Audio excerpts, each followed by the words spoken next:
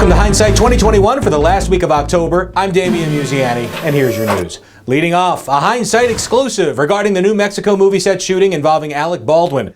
Allegedly, the famous actor fired a prop gun with a live bullet inside, striking and killing his cinematographer Helena Hutchins and wounding director Joel Souza.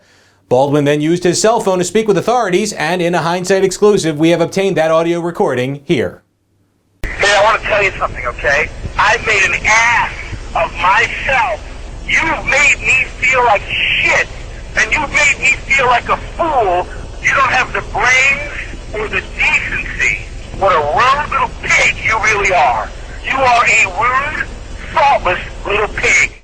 Baldwin did send a sympathy tweet that read like he heard about the incident on the radio, not even saying that he was sorry. He is the producer of the movie, after all. But maybe we're being too hard on the guy.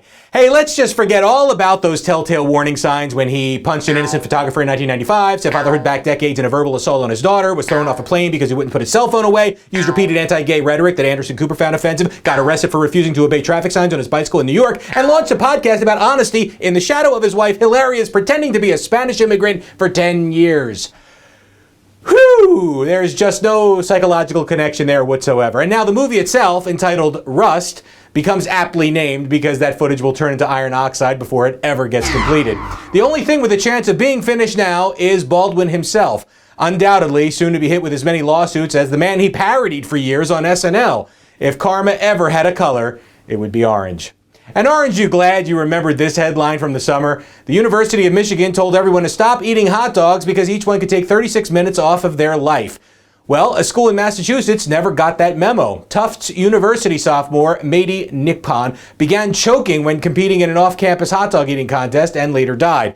Now, we know that this study was about food that you can actually digest and not indicative of this particular tragic outcome. But as to the college's choice of fundraiser, what the hell were you thinking? This was supposed to be an event for breast cancer awareness. Why feature forced eating of foods that give you cancer?